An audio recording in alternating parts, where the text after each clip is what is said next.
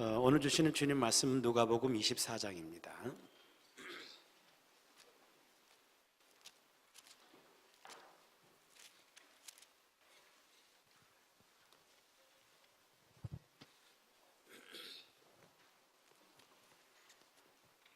누가복음 24장 13절부터서 35절까지 말씀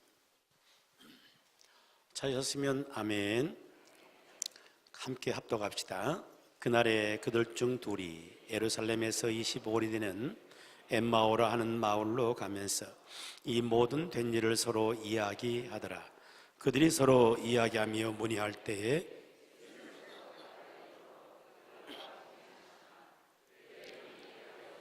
그인 줄 알아보지 못하거늘 예수께서 이르시되 너희가 길 가면서 서로 주고받고 하는 이야기가 무엇이냐 하시니 두 사람이 슬픈 빛을 띠고 머물러 서더라. 그 한 사람인 글로바라 하는 자가 대답하여 이르되 당신이 예루살렘에 체류하면서도 요즘 거기서 된 일을 혼자만 알지 못하느냐. 이르시되 무슨 일이냐. 이르되 나사렛 예수의 일이니 그는 하나님과 모든 백성 앞에서 말과 일에 능하신 선지자이거늘 우리 대제사장들과 관리들이 사형 판결에 넘겨주어 십자가에 못 박았느니라. 우리는 이 사람이 이스라엘 속한 자라고 바랐노라. 이뿐 아니라 이 일이 일어난 지가 사흘째요. 또한 우리 중에 어떤 자들이 우리로 놀라게 하였으니 이는 그들이 새벽에 무덤에 갔다가 그의 시체는 보지 못하고 와서 그가 살아나셨다 하는 천사들의 나타남을 보았다 함이라. 또 우리와 함께 한 자 중에 두어 사람이 무덤에 가 과연 여자들이 말한 바와 같음을 보았으나 예수는 보지 못하였느니라 하거늘 이르시되 미련하고 선지자들의 말한 모든 것을 마음이 더디 믿는 자들이여 그리스도가 이런 고난을 받고 자기의 영광에 들어가야 할 것이 아니냐 하시고 이에 모세와 모든 선지자의 글로 시작하여 모든 성경에 쓴 바 자기에 관한 것을 자세히 설명하시니라. 그들이 가는 마을에 가까이 가매 예수는 더 가려 하는 것 같이 하시니 그들이 강권하여 이르되 우리와 함께 유하사이다. 때가 저물어 가고 날이 이미 기울었나이다 하니 이에 그들과 함께 유하로 들어가시니라. 그들과 함께 음식 잡수실 때에 떡을 가지사 축사하시고 떼어 그들에게 주시니 그들의 눈이 밝아져 그인 줄 알아보더니 예수는 그들에게 보이지 아니하시는지라. 그들이 서로 말하되 길에서 우리에게 말씀하시고 우리에게 성경을 풀어주실 때에 우리 속에서 마음이 뜨겁지 아니하더냐 하고 곧 그때로 예루살렘에 돌아가 보니 11 제자 및 그와 함께한 자들이 모여 있어 말하기를 주께서 과연 살아나시고 시몬에게 보이셨다 하는지라. 두 사람도 길에서 된 일과 예수께서 떡을 떼심으로 자기들에게 알리신 것을 말하더라. 아멘. 할렐루야. 스스로 계시는 하나님의 은혜가 오늘도 우리 모두에게 함께 하기를 축복합니다. 오늘도 유머러스 말씀을 시작하겠습니다. 어느 유치원을 다니고 있는 5살 난 꼬마 이야기입니다. 이 녀석이 동생이 생긴다는 기쁨이 있어가지고 선생님께 자랑합니다. 선생님, 나 조금 있으면 나도 동생이 생겨요. 자랑을 많이 했어요. 그리고는 엄마에게는 엄마, 나 동생 빨리 보여줘, 빨리 보여줘 하고 졸라대는 거죠. 그러니까 엄마가 이 녀석한테 엄마의 불룩 나온 배를 한번 만져봐라고 이렇게 보여준 겁니다. 이놈이 불룩 나온 엄마의 배를 이렇게 만져보더니 시무룩해지는 거예요. 그대로는 동생에 대한 말이 없습니다. 유치원 선생님이 궁금해가지고 애야, 너 곧 네 동생 생긴다 안 했냐? 그랬더니 그 말을 듣고는 이놈이 더 심각해지는 거예요. 또다시 더 선생님 물었습니다. 너 그랬잖아, 동생 생긴다 그랬잖아. 그랬더니 이놈이 울음을 터뜨린 거예요. 그러면서 울먹이면서 하는 이야기가 선생님, 우리 엄마가 내 동생 먹어버린 것 같아요.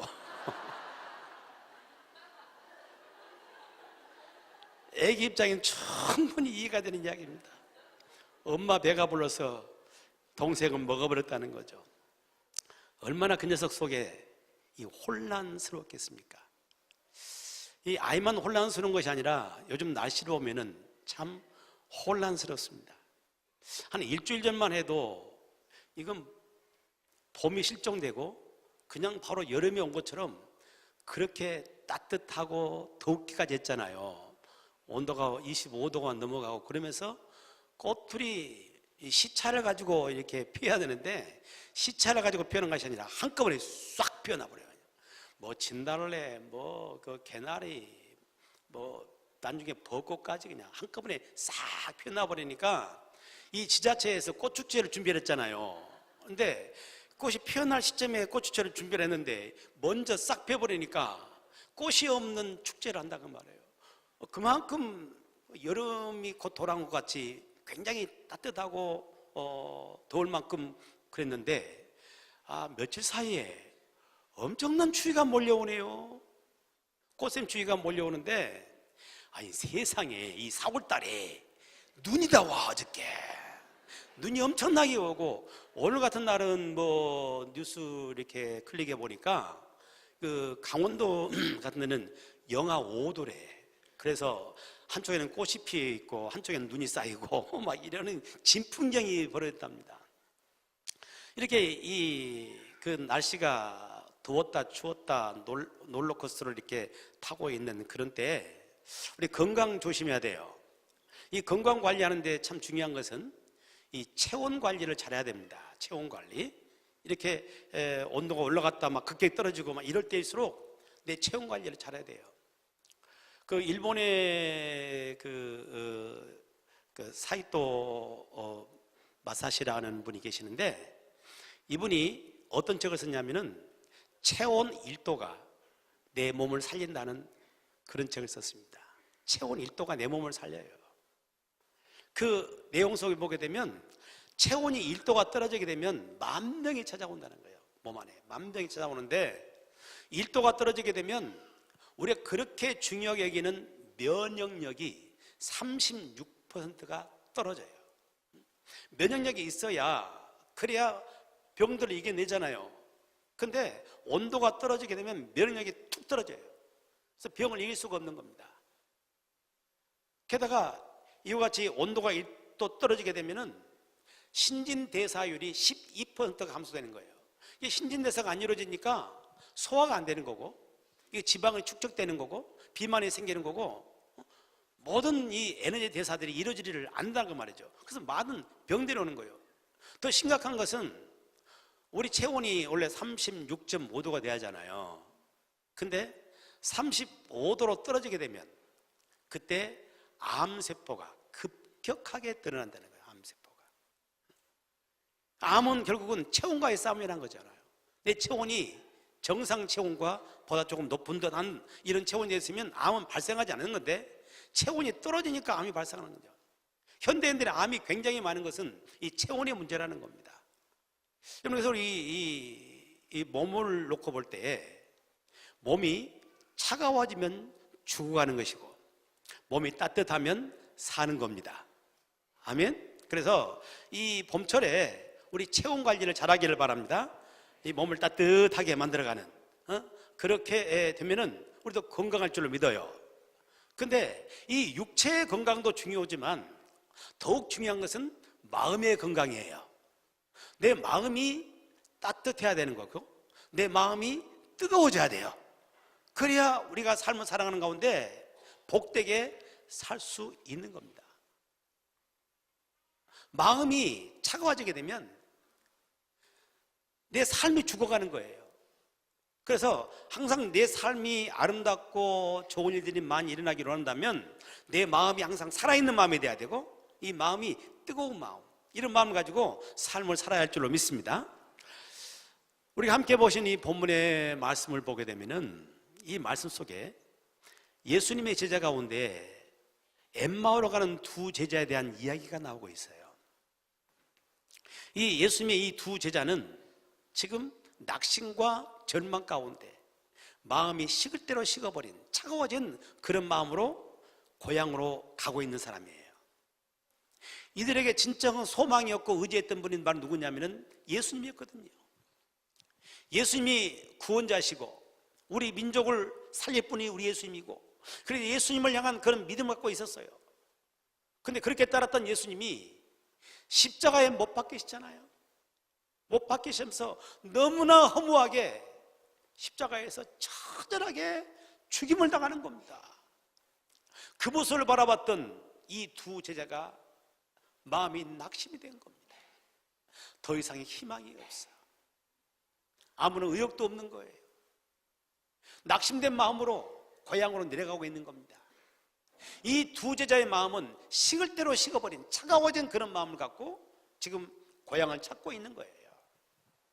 여러분, 어쩌면 이런 마음이 우리가 살아가는 삶 가운데 찾아오는 우리 마음일 수 있어요. 삶을 살아가다 보게 되면 살고 싶은 마음도 없고 의욕도 떨어지고 희망도 떨어지고 삶이 허무하기만 하고 때로는 죽고 싶은 내 마음이 완전히 차가워진 그런 모습으로 삶을 살 때가 있고요. 우리가 신앙의 삶을 사는 이런 것도 믿음의 길을 걸어가면서 주님을 향한 뜨거운 사랑을 가지고 신앙의 길을 걸어가야 되는데, 어느 순간 내 마음이 차가워지면서 신앙생활이 습관적이고 형식적인 신앙이 되어 있는, 마지못해서 어쩔 수 없이 믿음의 길을 걸어가는 이런 차가워진 심령으로 살 때가 있다는 얘기죠. 여러분, 그런데 우리 주님은 저와 여러분들이 이 차가운 심령이 아니라 심령이 뜨거운 심령으로 살기를 원하세요. 왜냐하면 차가우면 죽는 거예요. 뜨거우면 살기 때문에 예수님은 저와 여러분의 심령이 뜨거운 심령으로 삶을 살기를 원하신 줄로 믿습니다. 그래서 오늘 본문을 계속해서 이렇게 보게 되면은 이 두 제자가 낙심과 실망 속에서 차가워진 그런 마음으로 고향을 찾고 있을 때, 그때 예수님께서 이 두 제자에게 찾아오십니다. 부활하신 주님이 찾아오세요. 마음이 차가워져 있는 이 두 제자는 예수님을 알아보지를 못하는 겁니다. 근데 예수님이 함께 같이 동행해 주시면서 그들에게 묻기도 하고 또 대답하기도 하고 가르침을 주기도 하십니다. 이렇게 같이 동행해 가다가 그리고 두 제자의 집에 들어가서 함께 먹기도 하고 함께 유하시면서 같이 동행해 주세요. 예수님과 함께 시간을 갖는 그런 가운데 이 두 제자의 마음이 변하게 된 거예요. 어떻게 변했는가? 32절 말씀을 함께 봅시다. 32절 시작. 그들이 서로 말하되 길에서 우리에게 말씀하시고 우리에게 성경을 풀어주실 때에 우리 속에서 마음이 어떻게 돼요?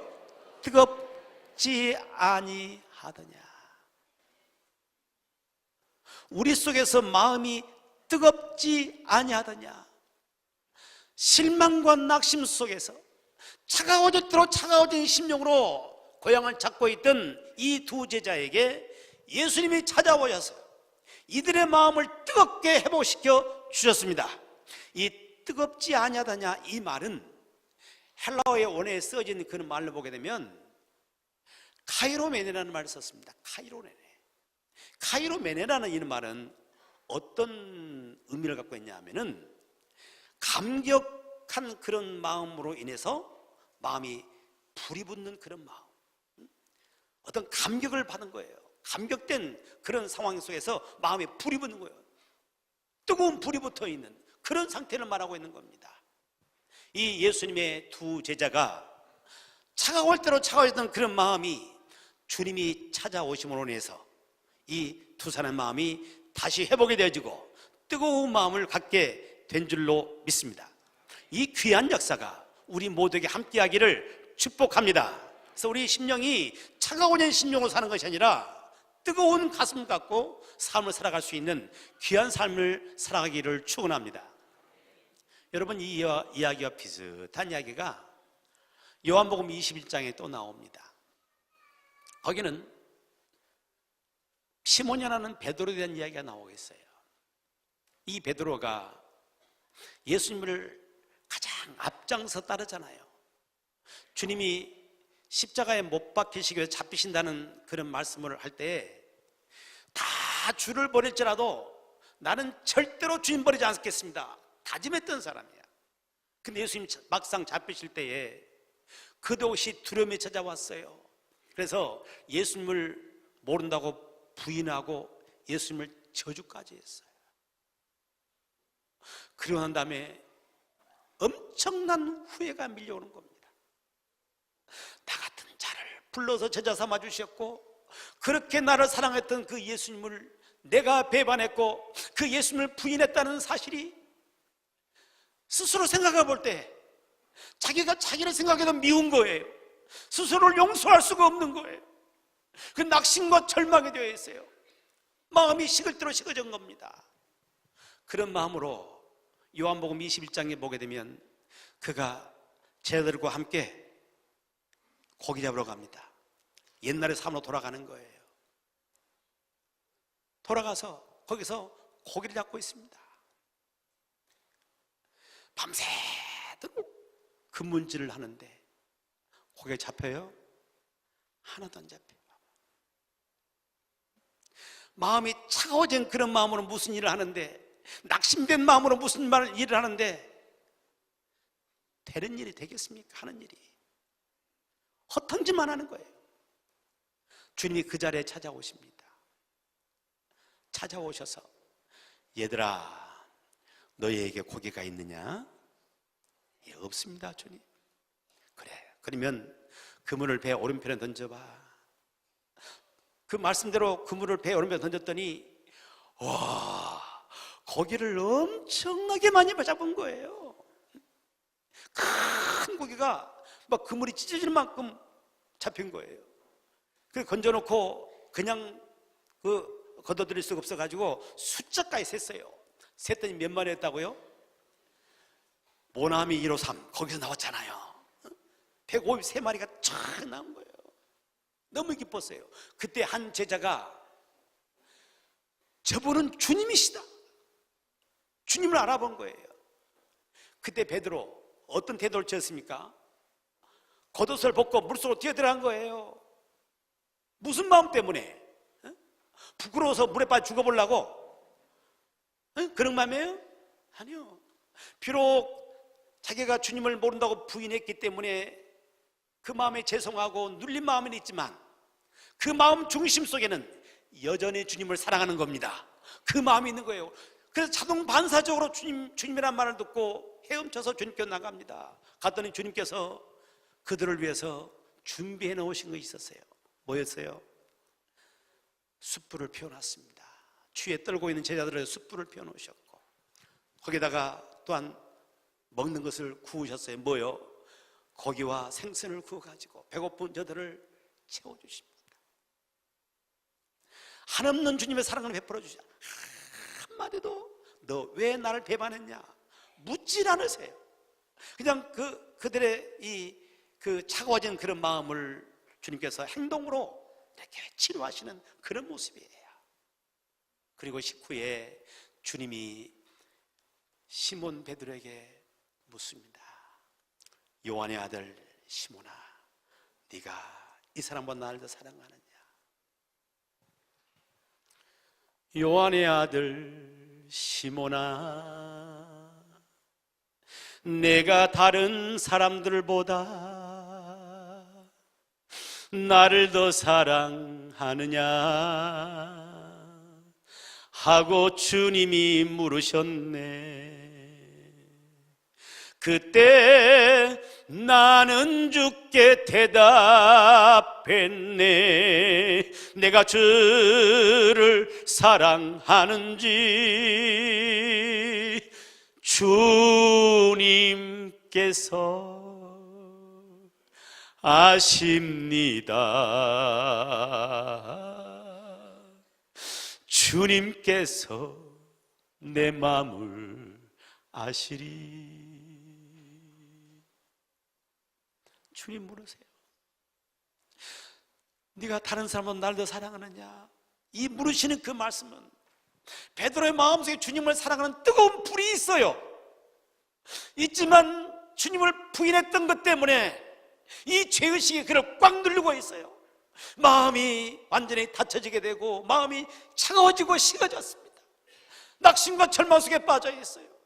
그런 제자 베드로에게 주님이 찾아오셨어요. 그 마음속에 있는 주님을 사랑하는 그 본래의 마음을 다시 끄집어내 주신 것입니다. 그 네가 날 사랑하느냐 물으실 때 베드로가 내가 주님 사랑하는 줄 주님 아십니다. 주님 아십니다. 그 마음을 끄집어내 주셨고, 그래서 이제 이 베드로의 마음이 다시 회복이 됩니다. 그리고 주님 말씀하신 대로 더 몸부림쳐 기도할 때 성령이 그들 가운데 임하게 되는 것이고 뜨거운 불이 임하게 되는 것이고 그 불을 가지고 사명의 길을 걸어갈 수 있는 사람이 된 줄로 믿습니다. 주님은 베드로에게 찾아오셔서 차가워진 그 심령 깊숙이 들어있는 그 불을 다시 끄집어내시고 주님을 사랑하는 마음을 다시 끄집어내서 복된 삶을 사도록 만들어 주신 줄로 믿습니다. 주님은 오늘 또 저와 여러분 가운데 찾아오십니다. 찾아오셔서 차가워진 그 심령, 식어버린 심령 속에 불을 끄집어내시고 뜨거운 그런 가슴으로 삶을 살기를 원하신 줄로 믿습니다. 삶을 살아가다가 실패를 만나고 어려움을 겪는 그런 가운데 어느덧 내 마음이 식어져 버리고 차가워진 그런 심령이 있을 때 주님은 오늘 또 찾아오시고 내가 너와 함께 할 것이다, 내가 너를 도울 것이다, 그런 일어나라 말씀하시면서 우리 심령을 다시 뜨겁게 데워주십니다. 사명의 길을 걸어가다가 때로 사람 때문에 실망하고 사람 때문에 상처 입어가지고 사명에서 벗어나서 차가워진 심령으로 낙심과 절망 가운데 있을 때 주님 우리 가운데 찾아오십니다. 오늘도 찾아오십니다 말씀하시면서 내가 네 마음 알아, 내가 너 마음 알아. 주님이 우리 마음을 아시면서 우리 마음을 만지시면서 우리 마음을 다시 회복시키시고 뜨거운 불을 일으키신 분이 우리 주님이신 줄로 믿습니다. 주님 안에서 회복 역사 있기를 축복하고 우리 마음이 다시 뜨거워지는 복된 역사가 있기를 주님의 이름으로 축원합니다. 여러분, 우리가 어떻게 해야 내 가슴이 뜨거워질까? 어떻게? 구체적으로 어떻게 할 때 우리 가슴이 뜨거워지는가? 오늘 32절 말씀으로 다시 돌아갑니다. 32절 다시 시작. 그들이 서로 말하되 길에서 우리에게 말씀하시고 우리에게 성경을 풀어주실 때에 우리 속에서 마음이 뜨겁지 아니하더냐. 어느 때 마음이 뜨거워졌다고요? 그래요. 길에서 우리에게 말씀하시고 우리에게 성경을 풀어주실 때 우리 속에서 마음이 뜨겁지 아니하더냐. 말씀을 풀어주십니다. 그 말씀이 이들 가슴에 다가옵니다. 말씀이 들려옵니다. 이럴 때 그 차가워진 심령이 다시 살아나게 되는 것이고 뜨거운 불이 그 심령에 임하게 된 줄로 믿습니다. 여러분의 심령이 뜨거워질 수 있는 것은 주의 말씀인 줄로 믿습니다. 이 주님의 이 엠마오로 가는 두 제자도 예수님의 부활에 대한 소문은 들었어요. 예루살렘에서 퍼져있던 그 소문을 들었습니다. 예수님이 십자가에 못 박히시고 장사되었다가 3일째 되는 그날 어떤 여인들이 예수님의 무덤을 향해 나가다가 거기서 부활하신 예수님을 만났고 또 전사들이 예수님이 부활했다는 사실을 그들에게 전해줬다는 그 소식도 들었습니다. 그런 소문이죠. 그리고 예수님의 다른 제자들이 그걸 확인해 보기 위해서 무덤으로 갔다가 거기에서 예수님이 부활하시고 빈 무덤에 있다는 사실도 확인하고 왔다는 소문을 들었어요.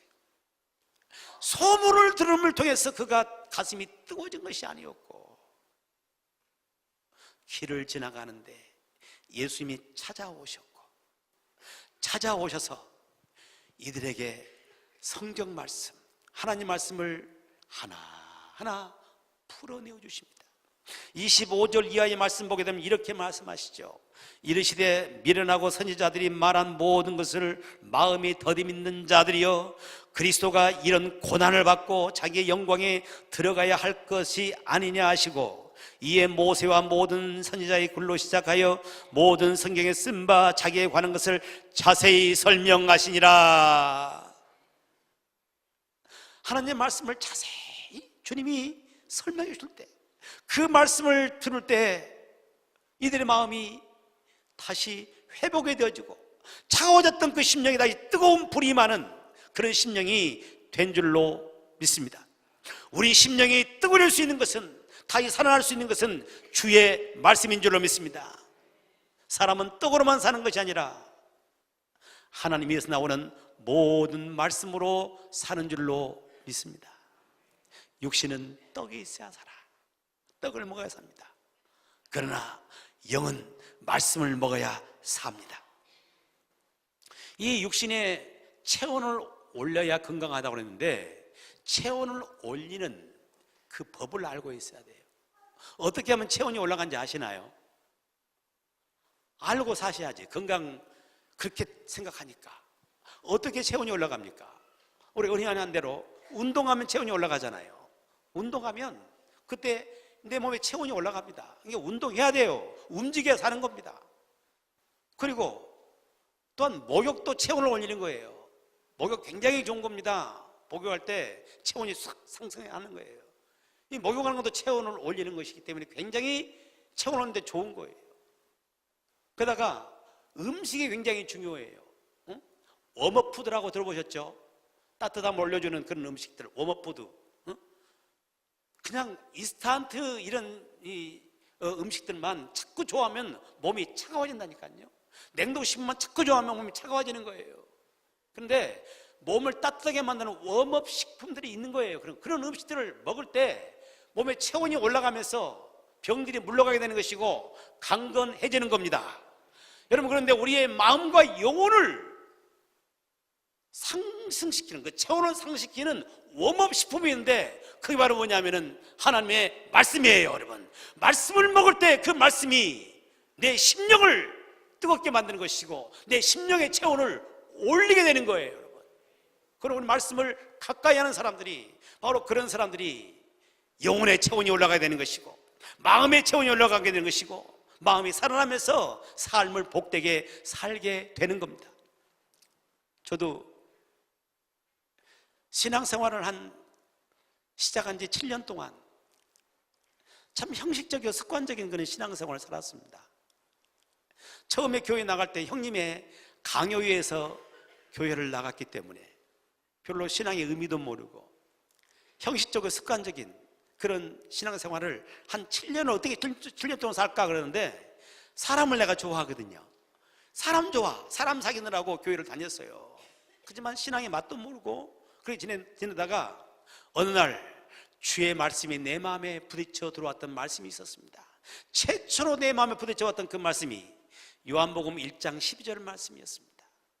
영접하는 자, 곧 그 이름을 믿는 자들에게는 하나님의 자녀가 되는 권세를 주셨으니. 이 말씀이 내 심령 깊이 부딪혀 왔습니다. 그리고 그 말씀이 내 심령을 뜨겁게 만들었습니다. 얼마나 감격이 되든지요, 얼마나 가슴이 뜨거워지든지요, 인생이 새로워졌습니다. 하나님이 나의 아버지라는 겁니다. 내가 하나님의 자녀라는 겁니다. 이것이 사실로 믿어지는 거예요. 때문에 정말 내성적이고 정말 소심했던 사람이 완전히 바뀌었어요. 인생을 살아가는 가운데 수없이 많은 어려움이 있지만은 하나님이 나의 아버지세요, 나는 그분의 자녀예요, 이 분명한 믿음이 그 어려움을 이겨나갈 수 있는 힘이 되는 것이고, 그분을 의지하면서 인생의 어려움을 극복할 수 있는 그런 힘, 능력이 심령에서 솟아나기 시작한 것이죠.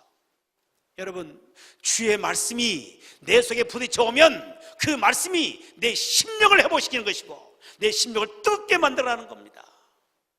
이 말씀이 여러분 가운데 임하기를 축복합니다. 이 순간 임하기를 축복합니다. 그런데 이 말씀이 내게 이렇게 부딪혀 올 수 있는 가장 기본적인 두 가지 길이 있습니다. 하나는 이 말씀을 듣는 겁니다. 말씀을 듣는 거예요. 믿음은 들음에서 나고 들음은 그리스도의 말씀으로 말미암는 거거든요. 우리에게 하나님 향한 믿음, 이 살아있는 믿음, 이 믿음이 어디서 오는 것이냐? 말씀을 듣는 거예요. 말씀을 들을 때 그 말씀이 내 속에 부딪혀오는 그 순간에 내게 믿음이 생기는 겁니다. 어떤 분은 아무리 말씀을 들어도 나는 맹숭맹숭하더만요, 이런 분도 계실 거예요. 그럴 수 있습니다. 그럴 수 있어요. 그럼에도 불구하고 말씀을 듣는 자를 가까이 하십시오. 성경은 언제나 호련히 역사, 호련히 갑자기예요. 평상시 맹숭맹숭했던 그런 말씀이 어느 날은 갑자기 호련히 내 심령에 부딪혀오기 시작하는 거예요. 그때부터 내 심령이 살아나게 되는 것이고, 믿음의 사람이 되는 것이고, 심령이 뜨거워지게 되는 것이고, 새로운 인생을 살게 되는 줄로 믿습니다. 여러분, 주의 말씀을 들을 때 그 말씀이 내 심령을 새롭게 만들고 뜨거워지게 만든다는 이야기죠. 또 하나는 말씀을 읽는 겁니다. 요한계시록 1장 3절에서 말씀하는 것처럼 이 예언의 말씀을 읽는 자와 듣는 자와 그 가운데 기록한 대로 지키는 자가 복이 있다고 말씀하십니다. 말씀을 읽어야 돼요. 읽는 건 굉장히 중요합니다. 읽을 때 거기 하나님의 귀한 역사가 함께하게 될 줄로 믿습니다.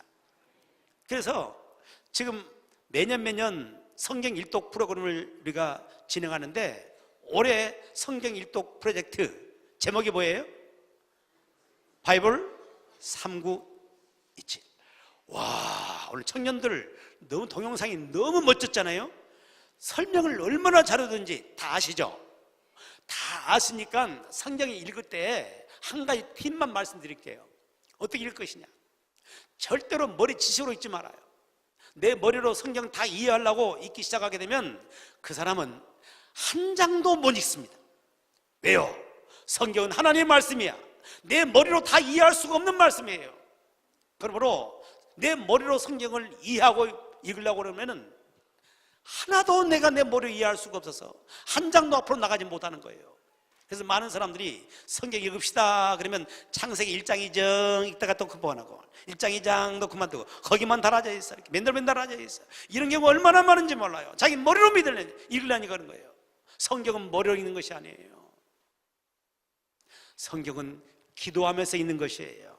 성경 하나님의 말씀이에요. 하나님, 내가 이 말씀을 읽을 때 하나님의 음성이 내게 들려오게 하여 주옵소서. 그 말씀이 내 심령에 부딪혀오게 하여 주옵소서. 그래서 말씀을 쭉 읽어나가는 겁니다. 이해가 되든 않든 그냥 읽어나가는 거예요. 쭉 읽어나가다 보게 되면 어느 순간, 이것도 호련 역사예요. 갑자기 어느 한 단어가 튀어나오는 거예요. 어느 한 절이 내게 부딪혀오는 거예요. 이 말씀이 내 마음에 부딪혀올 때 이 말씀을 붙잡고 깊이 묵상하고 그 말씀 붙잡고 기도하는 가운데 그 말씀이 내 심령에 새겨지면서 내 심령에 불이 되게 되는 것이고, 그 말씀이 내 삶을 움직이는 소중한 말씀이 되는 줄로 믿습니다. 여러분, 차가워지면 죽는 겁니다. 모든 게 차가워지면 죽는 거예요. 뜨거워져 사는 겁니다. 우리 심령이 뜨거워질 줄로 믿습니다. 주의 말씀을 가까이 함으로 우리 심령이 뜨거운 심령 가지고 힘있게 인생길을 지나갈 수 있기를 주님의 이름으로 축복합니다.